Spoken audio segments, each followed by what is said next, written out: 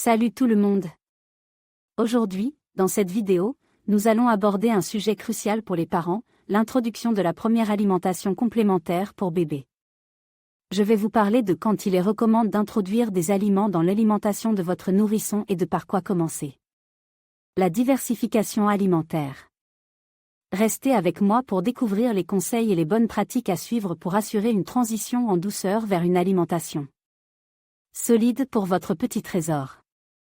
La diversification alimentaire est une étape importante dans la vie d'un nourrisson. C'est le moment où l'on introduit progressivement des aliments solides en complément du lait maternel ou infantile. Cette transition marque le début d'une alimentation plus variée et équilibrée pour le bébé. Avant de commencer la diversification alimentaire, il est essentiel de respecter certains principes de base. Assurez-vous que votre bébé est prêt psychologiquement et qu'il est âgé d'au moins 6 mois.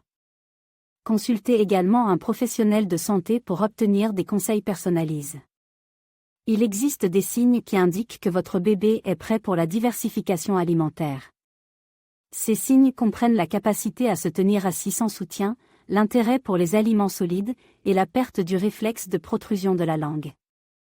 Il existe deux approches principales pour la diversification alimentaire, la diversification progressive et la diversification par morceaux. La diversification progressive consiste à introduire un nouvel aliment à la fois, tandis que la diversification par morceaux encourage la mastication précoce en proposant des aliments en morceaux adaptés à l'âge de l'enfant.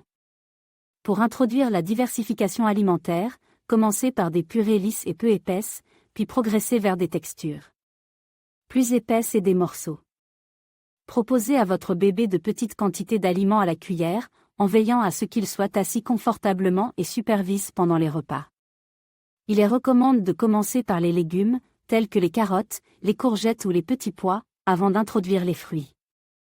Les céréales sans gluten peuvent également être proposées. Variez les aliments pour garantir une alimentation équilibrée et diversifiée à votre bébé. Les légumes sont une excellente source de nutriments essentiels pour la croissance et le développement de votre bébé. Privilégiez les légumes frais et de saison, cuits de manière douce pour préserver leur qualité nutritionnelle. Proposez les légumes un par un, en observant les réactions de votre bébé. Cette étape de la diversification alimentaire est cruciale pour établir de saines habitudes alimentaires chez votre bébé. En suivant ces conseils et en restant attentif aux besoins et aux réactions de votre enfant, vous contribuerez à son bien-être et à sa santé à long terme. À partir de 7 mois, vous pouvez commencer à introduire des céréales dans l'alimentation de votre bébé. Optez pour des céréales spécialement conçues pour les nourrissons, riches en fer et en nutriments essentiels pour la croissance. Les céréales peuvent être mélangées avec du lait maternel ou infantile pour former une purée facile à digérer pour votre petit.